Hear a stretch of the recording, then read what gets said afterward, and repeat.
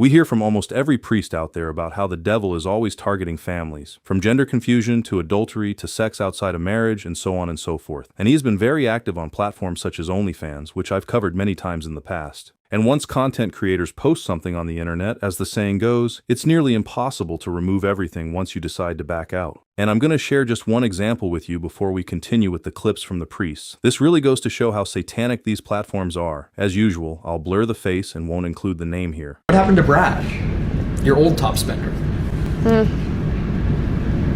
Nothing beats Scott anymore. I love Brad still. Well, I like do. his kids found out. Kids? Yeah, like he spent his kids' college tuition fund on you. No, he didn't. I heard they were supposed to go to the University of Pennsylvania. No. But their tuition was spent on Julia. No! No! The dean of students checked his Amex bill. Cut the cameras. Cut the cameras. His proud real name. And his wife divorced him. Cut the cameras. That's rude.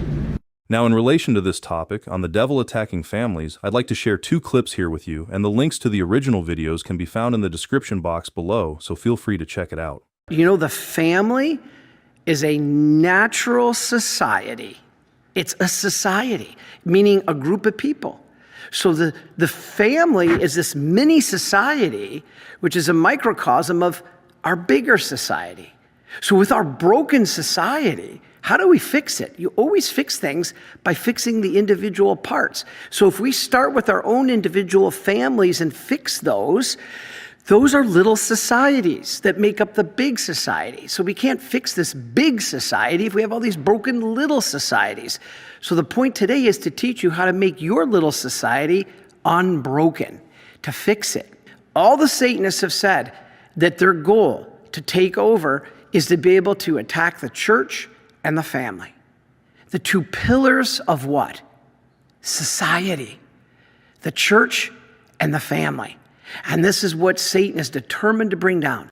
And here's another one, and this time it's from Father Ripperger's past lecture on the common pitfalls for Catholic parents. One of the things that the demons have done phenomenally well at is convincing people that children are in fact evil and not good. They're not good, right? Why would you get married and have children, right? Or if you have one or 2 because you kind of want to fulfill that satisfaction, but don't have a lot of them, right? They're not good. This is why we have abortion. The contraception is basically a sign of children aren't good. And so you'll actually see this, which is kind of the height of irony, by the way. And one of the attacks that demons do on people who have a large family is you'll go into the grocery store, for example, because I've heard this example over and over again, and the people will see, how many kids do you have? Oh, we have 7. 7? Can't you control yourself? It's a good thing I'm not standing there. I would just say, are you and your wife on contraception? Yes. Well, you're on contraception, so you don't have to control yourself. That's the whole point, isn't it? It's the inversion, right? Demons constantly invert everything. But the point I'm getting at is that the demons will make children are a burden, a bit of a burden, but there's also a joy that people have in them. And that means that if parents are willing to sacrifice for their children, then that's where the whole selfishness thing comes in. The selfishness in relationship to men not willing to deny themselves and be the head of their household, but it's also the selfishness of women in relationship to the curse of Eve and how it's playing itself out in the feminist movement. That selfishness is driving people. The only time they ever have children is when they want the child for themselves, rather than it just being a sacrifice because they want to have a large family. Parents are called to sacrifice for their children and for each other. That means you don't get what you want in marriage. You don't. People have this idea that, I can't wait to get married because it's going to be so lovely living together. Yeah. The fact is, and by the way, marriage is a beautiful institution. It's a magnificent thing when it's lived properly. But a lot of times people don't live it properly. This means that if you enter into marriage without being ready to have children, and you're not willing to sacrifice from day one, then you are not entering into marriage with the right spirit, and the demons are going to use that against your marriage. They're watching you. They're seeing what your motivations are, and they're going to use them against them. The demons, because God said, go forth, be fruitful and multiply. Why do the demons attack that? One, because every child is in the image of God, which they hate. Second, every child that's born and is baptized eventually is going to take the place of one of the demons. Because when God created a hierarchy of nature, of angels, and their state of grace was directly proportionate to their nature. And when they fell, they left gaps in that, and so the theological speculation is, that God created man to fill that gap. And so the demons are going to try and make sure every child is killed or never gets baptized in order to make sure that he doesn't get that part that might have been his or what have you. And so this is one of the reasons why demons are constantly attacking the fruitfulness of the marriage. The fruitfulness of the marriage. It's their first attack.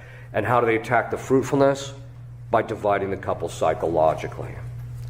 That's how they end up doing it. You see this all the time, is that people's conjugal life very often takes a beating because psychologically they're completely divided. And that's a very common thing, and the demons have won in a certain sense, because there's not as many children, there's not as much joy in the marriage, etc.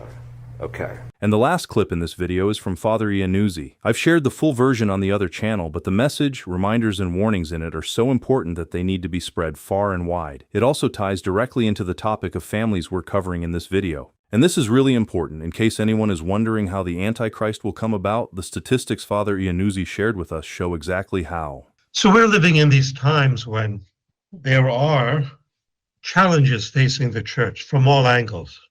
And the number one approach that we should all, as practicing Catholics, abide by is prayer. Never underestimate the value of prayer. I know it sounds repetitive because Jesus and the Blessed Mother have continued to exhort all Christians, all mankind, in fact, to pray, pray, pray. This is the central theme of Fatima, the central theme of Garabandal, the central theme of Lord, the central theme of Medjugorje. It's the central theme of all the apparitions of Jesus and Mary. Pray, pray, pray. And this is important because at Medjugorje, the Blessed Mother explicitly stated that through prayer and fasting, you can stop wars and suspend natural laws, just through prayer and fasting. Most Catholics do not pray and fast.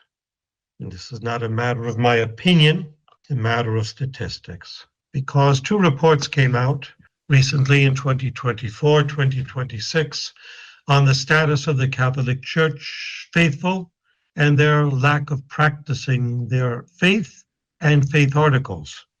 In 2024, a study came out suggesting that full adherence among Catholics to all official Catholic Church teachings is extremely low, with studies indicating that under 1% of Catholics fully align on all key doctrines. And some of these doctrines include capital punishment, euthanasia, abortion. Others include artificial birth control. Most Catholics don't even abide by that. And the reason for this falling away of the faith may be found in a remark made by Cardinal Gregory of the Archdiocese of Washington on the former president when referring to him as a cafeteria Catholic. A cafeteria Catholic is someone who chooses to believe what is convenient and dismisses what is not. And the data of another study reported, this was from 2025, that while 70% of Catholics are favorable to this present Pope who was recently elected, Pope Leo, only 28% of all Catholics accept all church teaching. Imagine that. With 35% opposed to all key church doctrines, and some I just mentioned to you. And the poll also revealed that only 16% of Catholics go to confession once a month. Only 52% believe in the real presence of Jesus in the Blessed Sacrament. and 43% attend Mass weekly. That is every Sunday. 43, less than half of the Catholics go to Mass on Sunday, I'm sorry, let me repeat that. Only 43% who attend Mass on Sunday are less likely to vote for pro-abortion candidates. But 23% attend Mass every Sunday. Think of that for a moment. The Catechism, Article 2181, states clearly, it is a grave or mortal sin to deliberately miss Mass on Sunday, and yet 77% of Catholics don't go to Mass on Sunday. 77% of Catholics throughout the world don't go to Mass on Sunday. Every Sunday. Most go 4 times a year, known as CAPE Catholic, C-A-P-E, C for Christmas, A for Ash Wednesday, P for Palm Sunday, E for Easter. Okay? So at a time today when the majority of Catholics have fallen away from the faith, there is a marked upsurge in technocratic laws favoring the unprecedented rollout of water-guzzling data centers that usurp the rights and monies of all citizens, local taxpayers. Now, this faith crisis among the great majority of Catholics today who are not practicing explains, among them, little to no moral resistance offered to today's unjust technocratic laws that are presently increasing and seizing land, its resources, to advance a globalistic cause from which the Christian moral law is excluded. If I recall correctly, recently an article came out on how Christians are obliged to support AI and these data centers. Imagine that.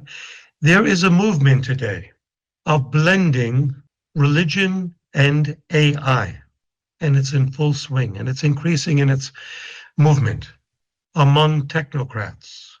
Now, this falling away of the Catholic faith may explain why the government agency under the former administration was emboldened to target traditional Catholics who were pro-life, many of which went to the traditional Latin Mass, and why the Atlantic, which is our newspaper, op-ed published an article asserting that, in quotes, the Rosary has acquired a militaristic meaning for radical traditional Catholics, unquote. Now, advancing this anti-Christian agenda is the secular press. Remember the vision of Don Bosco? Over 100 years ago, he saw the church being attacked. The church was represented by a large vessel, a ship, if you will, at the helm of which was the Pope dressed in white. And he was being attacked, the church and the Pope were being attacked by other smaller vessels surrounding this large vessel of the church. And the weapons these smaller vessels were using to try to take down the Catholic Church were social media. St. Don Bosco in his day did not have internet, did not have television, did not have telephone. So what he saw were magazines, periodicals. This is what they were throwing at the church, predominantly. So advancing the anti-Christian agenda is the secular press today, foreseen by Don Bosco. And recently, the Associated Press and syndicated social media platforms created a false flag debate between Pope Leo XIV and our current president, despite the Pope not having mentioned the president's name. I recall the many occasions when the secular press deliberately misquoted Pope Francis, resulting in much ado about nothing, whilst mobilizing nefarious anti-Christian media platforms to dupe fallen away non-practicing Catholics, several of which were reported to attempt to get rid of the Pope. Now you find today a lot of blogs by lay people who call themselves Catholics, who are attacking the Pope and the magisterium. They did this with Pope Francis, and they're doing it again with Pope Leo. Do not follow these rogue nominal Catholics who call themselves Catholics. And you know what some of them do? They hide behind the veil of conservatism.